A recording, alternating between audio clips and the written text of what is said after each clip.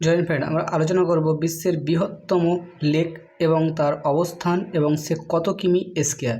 তো আমরা চলে আসি প্রথমে আমরা হচ্ছে যে ক্যাসপিয়ান লেক এটি হচ্ছে রাশিয়াতে এর অবস্থান, রাশিয়া, এবং এটি টোটাল স্কয়ার হচ্ছে 3,71,000।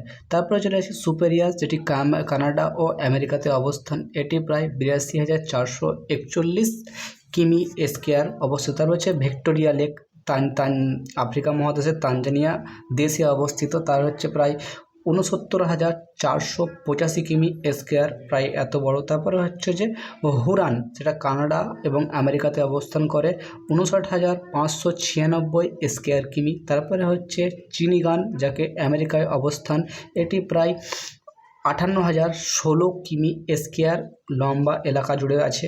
তারপরে হচ্ছে টাঙ্গানিকা আছে তানজানিয়াতে প্রায় 32,892 কিমি স্কয়ার অবস্থান করে। তারপরে হচ্ছে যে বৈকাল হচ্ছে রাশিয়ায়, এটি প্রায় 31,502 কিমি স্কয়ার ফুট অবস্থান করে। তারপর হচ্ছে গ্রেট বিয়ার, যেটা হচ্ছে কানাডায়, প্রায় 31,080 স্কয়ার ফুট মানে স্কয়ার কিমি হিসেবে অবস্থান করে। হচ্ছে মালিয়া, হচ্ছে তানজানিয়ায় অবস্থিত, প্রায় 30,044। তার হচ্ছে গ্রেট সাল হচ্ছে কানাডাতে।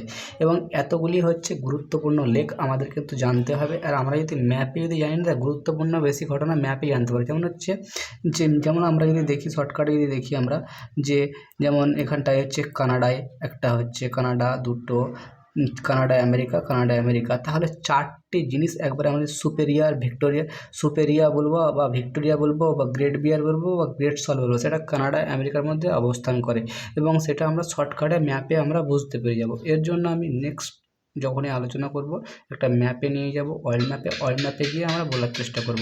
দেখা হবে আবার নেক্সট ভিডিওতে। জয় হিন্দ।